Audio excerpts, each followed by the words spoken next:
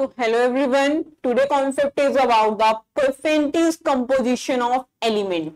Means कि you have given a compound और आपको पता करना है you have to find out कि कंपाउंड के अंदर कौन कौन से एलिमेंट प्रेजेंट है और जो एलिमेंट प्रेजेंट है वो कितने परसेंट प्रेजेंट है.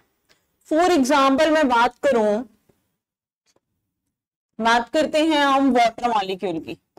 Water molecule is H2O. अब मुझे यहां पे पता है it contains hydrogen and oxygen element, but what is the percentage composition of hydrogen या what is the percentage composition of oxygen, कि उस कंपाउंड के अंदर कितने परसेंट हाइड्रोजन है या कितने परसेंट हाइड्रोजन या कितने परसेंट ऑक्सीजन प्रेजेंट है, हमें आज वो फाइंड आउट करना है. So let's start with a formula कि मैं क्या फॉर्मूला अप्लाई करूंगी और यहाँ पे हम फाइंड आउट कर पाएंगे. तो पहले फिर रब कर देते हैं. Percentage composition of element.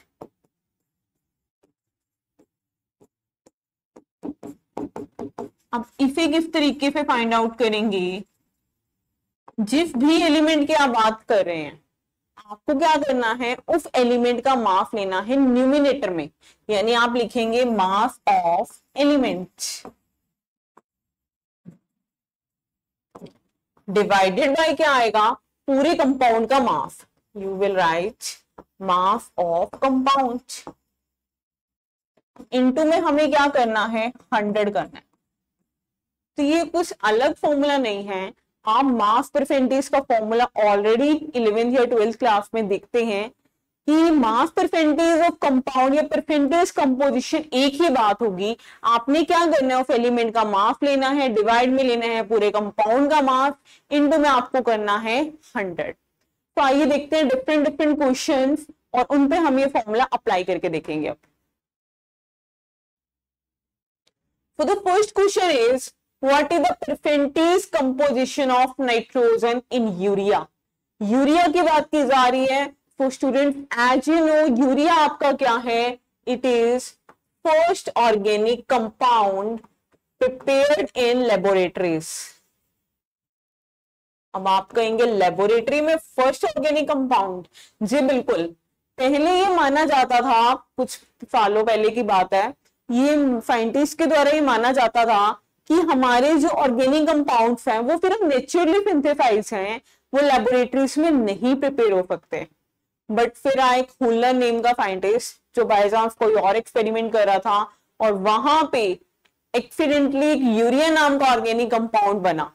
तो यूरिया का फॉर्मूला सबसे पहले आपको यहाँ पर पता होना चाहिए. उसके बाद हम क्या करेंगे कि यूरिया के अंदर नाइट्रोजन की क्या परसेंटेज कंपोजिशन रहती है. So the formula of urea is NH2 C double bond O NH2. तो स्टूडेंट्स यहाँ पर होता क्या है, कार्बोनिल ग्रुप लेंगे आप सेंटर में, लेफ्ट हैंड साइड में भी क्या है NH2 है, राइट हैंड साइड में भी क्या है NH2 है. So you can simply write as NH2CONH2. तो फॉर्मूला तो अब हमें पता चल चुका है, मुझे चेक करना है कि नाइट्रोजन का परसेंटेज कंपोजिशन. तो देखिए अब क्या करेंगे, सबसे पहले फॉर्मूला अप्लाई करते हैं. परसेंटेज कंपोजिशन के लिए मुझे क्या फॉर्मूला अप्लाई करना था, मास ऑफ एलिमेंट, जिस भी एलिमेंट की बात करें उसका मास डिवाइड में टोटल मास, इनटू में क्या करना था 100. Okay let's start. नाइट्रोजन है, एक नाइट्रोजन का मास होता है 14. नाउ यू हैव 2 नाइट्रोजन, सो 14 2 जा 28. सो क्या आएगा, न्यूमिनेटर में आ जाएगा 28. बात करते हैं टोटल मास की, यानी पूरे कंपाउंड का. तो 28 तो हम ऑलरेडी ले चुके थे. हाइड्रोजन का कितना होगा 2, कार्बन का हो जाएगा 12, ऑक्सीजन के लिए 16, अगेन हाइड्रोजन का 2. तो इन्हें ऐड कर देते हैं. 6 2 8 10 18 20 4 5 6. तो टोटल मास आ चुका है मेरा यहाँ पर 60. इनटू में हम करेंगे यहाँ पर 100, 5 यहाँ पर 3. तो 28 इंटू 5/3. इसको आप कट कर सकते हैं, अप्रोक्स 9.1 समथिंग आएगा. तो अप्रोक्स 45 से 46 की रेंज में आपका क्या आएगा, यहाँ पे आंसर आएगा। तो ये क्वेश्चन जो है नीट की एग्जाम में पूछा गया था, हमें 4 मार्क्स का क्वेश्चन था, और ऑप्शंस जो हैं वो कुछ इस तरीके से गिवन थे, एक 46 गिवन था, एक 56, 66 और 76। तो आपको जैसे मैंने बताया, आपको पूरा कैलकुलेट करने की भी नीड नहीं होती, कई बार आपको जस्ट आइडिया लग गया कि इस रेंज में है, then you have to check कि क्या क्या ऑप्शंस गिवन है, उसके अकॉर्डिंग आप लगा देंगे। तो वहां पे आपको 46 आंसर को टिक मार्क करना था। आइए नेक्स्ट क्वेश्चन देखते हैं। The next question is, what is the mass percentage of carbon in carbon dioxide? बहुत ही सिंपल है, सबसे पहले मुझे कार्बन डाइऑक्साइड का फॉर्मूला पता होना चाहिए, दैट इज CO2। फिर मुझे क्या करना है, कार्बन का मास परसेंटेज निकालना है, तो आइए कैलकुलेट करते हैं। मास परसेंटेज कार्बन, सबसे पहले ऊपर क्या लेना पड़ेगा, कार्बन का मास, दैट इज 12। फिर क्या लेना पड़ेगा मुझे, टोटल। तो टोटल के लिए क्या करेंगे, 12 और 16 2 32 में टोटल मास इज 44। तो 12 अपॉन में 44 इंटू में आप क्या करेंगे, 100। बस थोड़ा सा आपको कैलकुलेशन को स्मार्टली हैंडल करना है। जो ये चैप्टर है आपका first basic concept of chemistry, यहाँ पे आपका न्यूमेरिकल पोर्शन ज्यादा आता है, थ्योरेटिकल पोर्शन बहुत ही कम रहता है। और न्यूमेरिकल पोर्शन आप कब कर पाएंगे, जब आपके कॉन्सेप्ट क्लियर होंगे। तो पहले फॉर्मूले पे ध्यान दीजिए, कॉन्सेप्ट का नाम अच्छे से पढ़िए कि कॉन्सेप्ट में किसके बारे में बात की जा रही है, फिर न्यूमेरिकल पे पहुंचिएगा, अदरवाइज न्यूमेरिकल सॉल्व नहीं होंगे। तो हियर आई कैन राइट 12 को कट कर देते हैं 2 से 22, फिक्स अगेन कट कर देते हैं 3 11।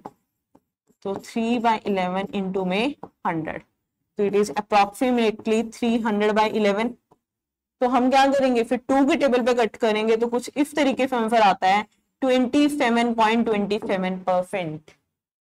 मीन्स की carbon dioxide is 100% and out of 100% carbon is 27.27%। Okay, next question पे चलते हैं। हाँ जी, नेक्स्ट आता है आपके पास मोल कॉन्सेप्ट।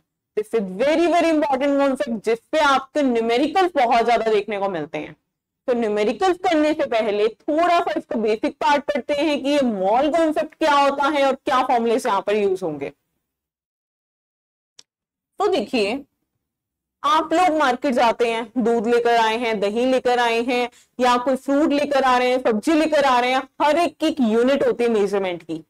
जैसे हम मार्केट में जाके कहते हैं मुझे पोटैटो चाहिए, आलू चाहिए, 1 किलो दे दीजिए, 2 किलो दे दीजिए। दूध लेने जाते हैं, 1 किलो दे दो या 1 लीटर दे दो।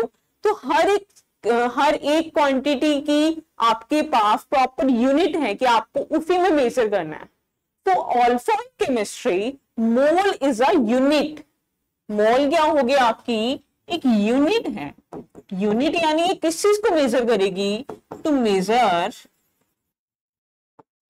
it will measure atoms, ions और molecules। तो ये जस्ट एक यूनिट है जो एटम्स को, आयंस को, मॉलिक्यूल्स को मेजर करने के काम आती है। तो देखते हैं स्मॉल कॉन्सेप्ट के न्यूमेरिकल्स को कैसे सॉल्व किया जाए। एक मैं आपको दिखाती हूं एग्जांपल। देखिए, क्वेश्चन कुछ इस तरह के आते हैं, अटपटे, देखने में बहुत खतरनाक है। लाइक नंबर ऑफ मॉलिक्यूल निकालने, मुझे 7 ग्राम ऑफ नाइट्रोजन गैस में, मेरे पास कोई पर्टिकुलर फॉर्मूला नहीं है। जैसे परसेंटेज कंपोजिशन का तो मैंने फॉर्मूला लगाया और काम चल गया मेरा, बट यहाँ कोई पर्टिकुलर फॉर्मूला नहीं है। तो आइए पहले कॉन्सेप्ट पे ध्यान देते हैं, देन न्यूमेरिकल्स पे आएंगे।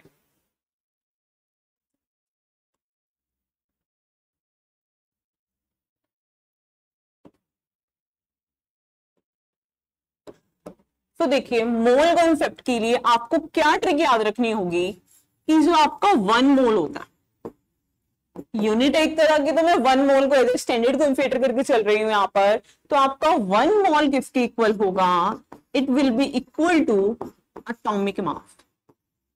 मैं एक एटम ले रहे हो तो ऑब्वियसली एटॉमिक मास लिखोगे, एक कंपाउंड ले रहे हो तो ऑब्वियसली मॉलिक्यूलर मास लिखोगे। तो वो चीज अंडरस्टूड है कि आपका 1 मोल किसके इक्वल होगा, आपको लेना है उस चीज का mass. It is further equal to Avogadro number of atoms, molecules और आयन। और फर्दर ये किसके इक्वल रहता है 22.4 लीटर ऑफ वॉल्यूम। आप देखिए क्या ट्रिक लिखी है मैंने, जिसे मैथमेटिक्स में करते हैं, A equal to B, B equal to C, C equal to D. Same मैंने क्या किया, 4 क्वांटिटीज को यहां पर इक्वल राइट किया है। 1 मोल आपका इक्वल होगा एटॉमिक मास की। आप बात करेंगे एलिमेंट की तो एलिमेंट लिख देते हैं, कंपाउंड की बात करेंगे तो कंपाउंड लिख देते हैं। तो वो चीज क्वेश्चन में एडजस्ट कर लेंगे हम, यानी 1 mole is equal to atomic mass. वो किसके इक्वल होगा, Avogadro number of atom, molecule and ion. तो पहले मैं यहाँ पर एवोगैड्रो नंबर की वैल्यू मेंशन कर देती हूँ। Avogadro number is 6.022 into 10⁻23। Student ये पॉइंट नोट करना, ये जो पावर है ये रहती है पॉजिटिव में, अगर आपने नेगेटिव में कर दिया पूरा क्वेश्चन गलत हो जाएगा। तो ये चारों टर्म्स आपस में क्या आई हैं, इक्वल आई हैं। 4 टर्म इज कि वॉल्यूम क्या होगी 22.4 लीटर होगी, और ये जो कंडीशन लेते हैं वो लेते हैं आप एसटीपी पे या फिर एनटीपी पे। अब यहां पर जो वर्ड है एसटीपी एनटीपी, इसका मीनिंग क्या है, स्टैंडर्ड टेम्परेचर एंड प्रेशर या फिर नॉर्मल टेम्परेचर एंड प्रेशर। जिसे रूम टेम्परेचर की बात करते हैं, room temperature as a standard में लेकर चलती हूँ 25 डिग्री सेल्सियस, और नॉर्मल में according to climate what is the condition. Okay, तो जो चारों टर्म्स मैंने आपको इक्वल बताई, इनके बेस पर अब मुझे क्या करना है, क्वेश्चन को सॉल्व करना है। जैसे कि क्वेश्चन में कोई भी 2 टर्म्स का रिलेशन गिवन होगा, मुझे उन दोनों टर्म्स को कंपेयर करना है and I have to find out the answer. तो लेट्स स्टार्ट। तो देखिए आपका क्वेश्चन क्या है, यहाँ पर नंबर मॉलिक्यूल निकालने हैं आपने, मॉलिक्यूल निकालने, यानी एक टर्म तो आप ये लेंगे, गिवन क्या है 7 ग्राम, यानी कि मॉलिक्यूल और जो आपका मास है इन दोनों के बीच में रिलेशन है। तो देखिए फॉर्मूले पे आते हैं, मॉलिक्यूलर मास और आपका क्या है मॉलिक्यूल, इन दोनों के बीच में रिलेशन है, तो मैं इन दोनों को इक्वल कर देती हूँ और यहां पे हम आंसर फाइंड आउट करेंगे। Means I can write here 7 gram of nitrogen gas. As you know gas है तो gas always exist in diatomic form. तो 7 ग्राम ऑफ नाइट्रोजन गैस में कितने मॉलिक्यूल होंगे, Avogadro number of molecule. But अब ये कैसे पॉसिबल है, ये तो मैंने क्वेश्चन लिख दिया। तो देखिए क्या करना था हमें, एज ए स्टैंडर्डाइज्ड वैल्यू पर आते हैं। नाइट्रोजन गैस की बात की गई, नाइट्रोजन यानी N2। N2 का आप सबसे पहले मुझे मास बताइए। एक नाइट्रोजन का रहता है 14, 2 का कितना रहेगा 28, यानी as a standardized value according to given formulas 28 gram of nitrogen gas में कितने मॉलिक्यूल हैं, Na molecules है, means it is equal to Avogadro number. Now I have to find out in 7 grams. तो पहले मुझे स्टैंडर्डाइज लिखना था according to formula. N2 था तो N2 का लिखना है मुझे, O2 होता तो O2 का लिखना है। अब 28 ग्राम का आ चुका है, यहां पर आप यूनिटरी मेथड लगा सकते हैं। 7 ग्राम ऑफ नाइट्रोजन गैस में आपको रिक्वायर्ड है, it is equal to Avogadro की वैल्यू पुट कर देते हैं, इतने मॉलिक्यूल्स हैं। अब देखिए 7 में आपको निकालना है तो 7 को क्या कर देंगे, मल्टीप्लाई कर देंगे, और 28 को क्या आ जाएगा डिवाइड में। मीन्स कि ये 7 पे 28 कट हो जाएगा, क्या बचा नीचे 4। तो 6.022 को आप 4 पे डिवाइड करेंगे, जब 2 पे करते हैं तो 3.011, यानी approx it is equal to 1.5 into 10⁻23 molecules. तो स्टूडेंट्स इस तरीके से आपने मोल कॉन्सेप्ट को अप्लाई करना है। जो भी 2 टर्म्स की बात की जाएगी उन्हें 2 टर्म्स की सबसे पहले स्टैंडर्डाइज्ड वैल्यू लिखेंगे, उसके बाद अकॉर्डिंग टू क्वेश्चन आप उसमें यूनिटरी मेथड अप्लाई कर देंगे। आइए नेक्स्ट क्वेश्चन देखते हैं इसका। The next question is which has maximum number of atoms, यानी कि आपके पास 4 कंडीशंस गिवन है और 4 कंडीशंस में से आपको चेक करना है मैक्सिमम एटम्स किसके पास होंगे। यानी कि जो आपकी थर्ड वाला यानी सी वाला था एवोगैड्रो नंबर ऑफ एटम, वो तो अप्लाई करना ही करना है। और क्या है आपके पास 24 ग्राम ऑफ कार्बन। तो आपको ये पता चल चुका है मास और एटम के बीच में रिलेशन है। तो देखिए सबसे पहले मास की बात करें, कार्बन, कार्बन का एटॉमिक मास कितना है 12 ग्राम। तो मुझे सबसे पहले तो स्टैंडर्ड वैल्यू पुट करनी है। 12 ग्राम ऑफ कार्बन में कितने एटम होंगे, एवोगैड्रो नंबर ऑफ एटम होंगे। अब मुझे क्या करना है, क्वेश्चन में गिवन है 24 ग्राम, तो ऑब्वियसली ये क्या हो जाएगा 2 इंटू एवोगैड्रो। अब मुझे सॉल्व नहीं करना ये पूरा, आपको क्या करना है, you have to attempt MCQs. आपको जस्ट क्या बताना है कि मैक्सिमम नंबर ऑफ एटम्स किस में है। तो कैलकुलेशन करने की क्या नीड है, एक बार यहीं तक छोड़ देते हैं, अभी आइडिया हो जाएगा आपको सारा। The next is 56 gram of Fe और एटॉमिक मास भी कितना है 56 ग्राम, यानी कि 56 ग्राम ऑफ Fe की बात की जाए तो उसके अंदर कितने एटम होंगे, एवोगैड्रो एटम होंगे। और पूछा भी किसका है 56 ग्राम, यानी ये तो 2 इंटू एन था, ये एन तो ऑब्वियसली इसकी वैल्यू ज्यादा है। अभी वेट करते हैं, 2 ऑप्शंस मेरे पास और बचे हैं। Third is 26 gram of aluminium, यानी कि 27 ग्राम ऑफ एल्यूमिनियम। यही इसका मॉलिक्यूलर मास है और यही एडजस्टेंट वैल्यू आएगी। तो 26 ग्राम ऑफ एल्यूमिनियम में कितने एटम होंगे, एवोगैड्रो एटम। तो यहां पर भी इतना ही बात स्टॉप कर देते हैं। उसके बाद क्या गिवन है, लास्ट इज 108 ग्राम ऑफ एजी। एजी यानी कि सिल्वर की बात की गई है और एटॉमिक मास भी कितना है 108 ही है, यानी कि 108 gram of AG it will also equal to Avogadro number of atoms. तो आप यहाँ पर क्लियरली देख पा रहे हैं कि मैंने कोई कैलकुलेशन नहीं की, जस्ट वैल्यूज पुट की हैं और मुझे यहाँ पर आंसर मिल गया कि यहाँ पर क्या है एवोगैड्रो का ट्वाइस और सारे किसके इक्वल हैं एवोगैड्रो। और मुझे यही तो फाइंड आउट करना था मैक्सिमम नंबर ऑफ एटम्स किसमें है, तो मैक्सिमम नंबर ऑफ एटम्स होंगे ऑप्शन नंबर ए में, that is 24 gram of carbon.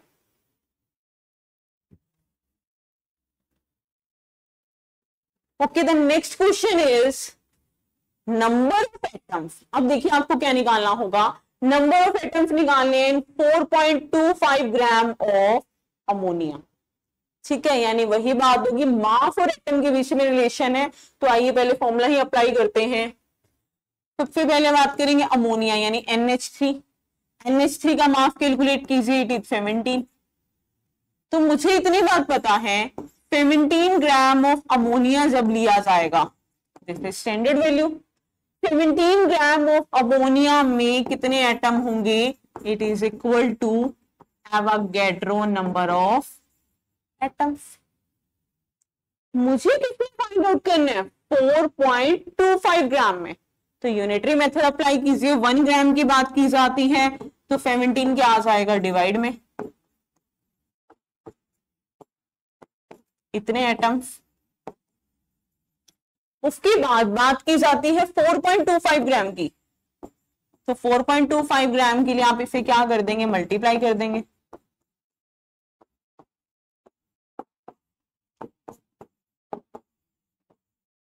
तो यहां पर सॉल्व करके आपका क्या आ जाएगा, आंसर आ जाएगा। और अगर आप एमसीक्यूज कर रहे हो तो मैं बार बार कह रही हूँ पूरी कैलकुलेशन करने की नीड नहीं है, स्मार्टली हैंडल कीजिए उसको ताकि कम टाइम में आपके पास एक्यूरेट आंसर आ सके। तो इस तरीके से आप इसे कैलकुलेट कर लेंगे। The next question is what will be the mass of one atom. देखिए अब क्या बोला, थोड़ा सा सिचुएशन को रिवर्स कर दिया and it is very very important question और I can see favourite question for CBSE exam. जो 11th स्टैंडर्ड के एग्जाम्स रहते हैं सीबीएसई पैटर्न के, उसमें 2 मार्क्स का बहुत बार ये देखने को मिला है। क्वेश्चन इज आपको निकालना है कि एक एटम का कितना मास होगा, यानी कि मास और एटम के बीच में रिलेशन है। तो आइए पहले उसकी जनरल वैल्यू लिख लेते हैं। कार्बन की बात की जा रही है, यानी 12 ग्राम ऑफ कार्बन में कितने एटम होंगे, एवोगैड्रो। इतने ही एटम्स होंगे। अब मुझे क्या करना है, क्वेश्चन को ध्यान से देखिएगा। What will be the mass of one atom, एक एटम का मास, इतने एटम का मास तो ये है, एक एटम का मास निकालना है। तो मैं इसको थोड़ा सा इस तरीके से लिख देती हूं, mass of 6.022 into 10 raised to power 23 atoms, इतने एटम्स का कितना मास होगा, 12 ग्राम होगा। बात करते हैं एक एटम की, मास ऑफ वन एटम। तो ये सारा पोर्शन कहां चला जाएगा आपका, डिवाइड में।